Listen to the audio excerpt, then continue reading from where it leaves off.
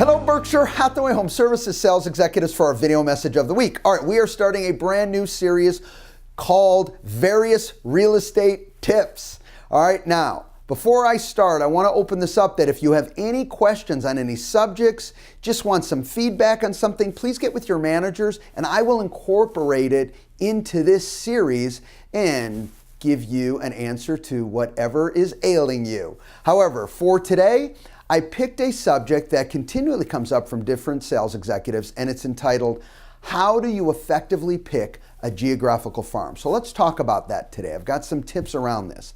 First, you want to pick an area that is close to home for a few reasons. One, hopefully you like it. You always want to pick an area you like.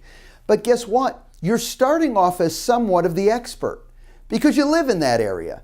You know that area. You're more comfortable with that area than an area that you haven't been in or maybe haven't been as familiar with. So I would recommend that you start with an area close to home. You can start out exactly where you live, okay, or you can start off maybe nearby within the same vicinity. But that is key, picking something closer to home and that you like. Now, here's the key with that is, you gotta know that area backwards and forwards. So if you don't, and you just know little things about it, it's homework time. All right, this is an area you live in, you should know everything about it because the more you know about it, the easier it is to break into those conversations with people that you meet because you can bring up from schools, you can bring up to shopping, you can bring up other developments that are right in that area, okay, price ranges, anything that comes up within you doing your homework, you can now bring into a conversation, and I promise you, that sends a great message, and it sends the message that you're an expert in their area. And remember, that's who they want to work with. Next, I want you to pick an area that it targets the average sales price that you want to work in. I've said this before. You know what? What's the chances of finding and I'll exaggerate this, a $50,000 purchaser in a $450,000 neighborhood? Slim to none. So the reality of it is, if you want to grow your average sales price, pick a geographical firm that supports the average sales price that you want to work in. Very key. You want to pick an area that has a minimum, and this is absolutely minimum. You really want more than this. You want a minimum of a 7% or more turnover rate. What does that mean? Well, that means based on how many houses you're choosing, when you look at them all together, at least 7% or more turnover every year. Really doesn't matter how they turn over, but they sell every single year. Because you certainly don't want to pick an area that is, let's say, very desirable, everyone loves it, but no one moves.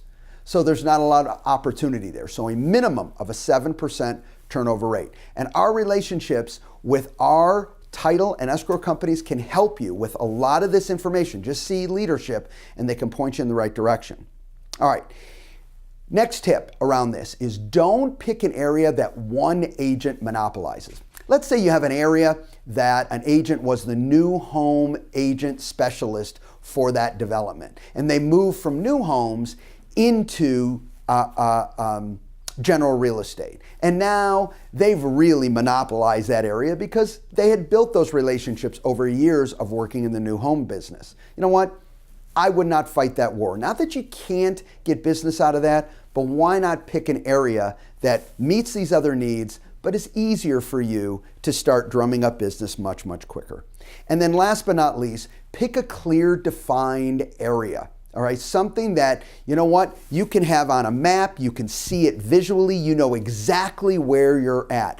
You know, I would also recommend not only it be clearly defined, but it be large enough, okay, that you can have meaningful sales in there. You don't want it too large where it's crazy, you can't really basically make an impact. All right, but you don't want it too small. And remember, even if you pick a little bit larger area, doesn't mean you have to work all of them day one, you know, every single house. So you can start with a subset of what's in that area, but I like somewhere around 2,500 to 3,000 homes to start, and then you can pick a subset, maybe 500 at a time along those lines. Listen, geographical farming is a powerful way to really focus and pick the types of properties and the type of environment that you want to work in.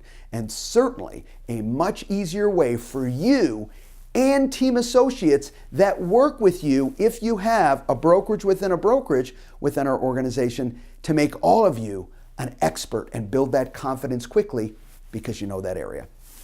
Have a great week, everybody, and we'll be back to you with another real estate tip next week. Bye-bye.